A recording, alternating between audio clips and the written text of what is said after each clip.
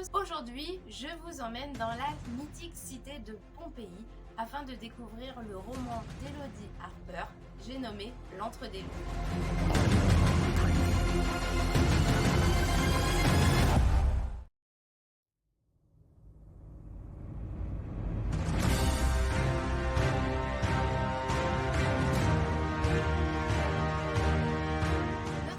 Se déroule en l'an 74 dans la ville de Pompéi. Amara est une jeune grecque réduite en esclavage après la mort de son père, vendue à l'Antre des Loups, un bordel sordide géré par Félix, un homme violent et imprévisible. Mais Amara est une rebelle et elle comprend bien vite que Pompéi est une cité qui peut offrir des opportunités à qui sait les saisir, même lorsqu'on est en bas de l'échelle sociale. Avec ses acolytes, Victoria, Didon, Cressa et Béronis, qui sont devenus sa famille de cœur, elle essaie de gravir les échelons d'une société dans laquelle le pouvoir est détenu par les hommes.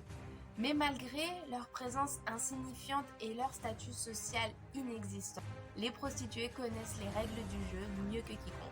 Et Amara va apprendre à utiliser cet avantage afin de regagner sa liberté. L'héroïne Amara est un personnage intelligent et résilient. Son passé est marqué par la souffrance mais aussi par la force et la détermination, si bien qu'elle refuse qu'on lui dicte sa vie. Complexe et fascinante à sa façon de s'opposer à son maître, on voit bien que sa vie a été forgée par les épreuves. Grâce à ce roman, Elodie Harper a réussi l'exploit de nous transporter dans la cité de Pompéi.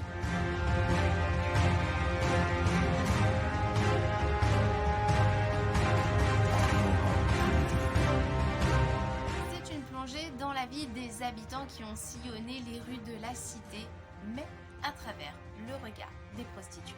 Mais on y suit également les coutumes grâce à des recherches solides et poussées de l'auteur afin de rendre son roman réaliste.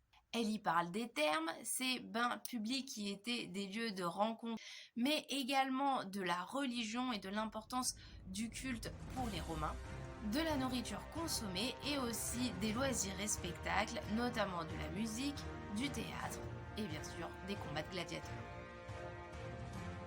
Ce qui ressort de tout ça, c'est le côté cosmopolite de la cité. Par exemple, les sœurs de cœur d'Amara sont tour à tour égyptiennes, irlandaises, syriennes, espagnoles, quand elle-même est grecque.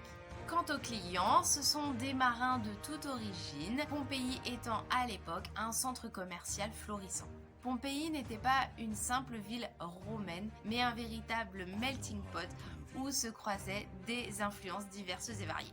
Mais ce qui ressort le plus, et sans surprise, est la thématique de la condition de la femme au sein de cette société. Le sujet des 3/4 du roman concerne bien évidemment la prostitution et la vie des esclaves.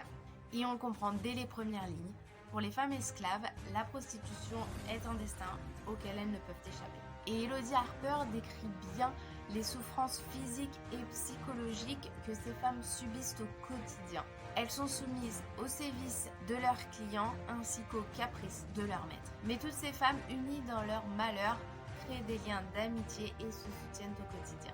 Le roman axe également leur rencontre avec d'autres esclaves dont le sort semble moins cruel. Et pourtant, ils sont tous liés par le même rêve, celui de leur liberté.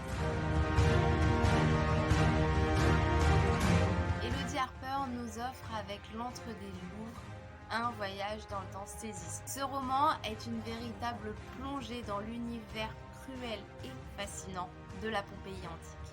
En suivant le parcours d'Amara, nous sommes témoins de la force de l'esprit humain face à l'adversité. Elodie Harper signe ici un roman poignant et féministe qui ne laissera personne indifférent. Et si vous souhaitez découvrir d'autres coups de cœur de l'équipe, n'hésitez pas à vous abonner à notre chaîne.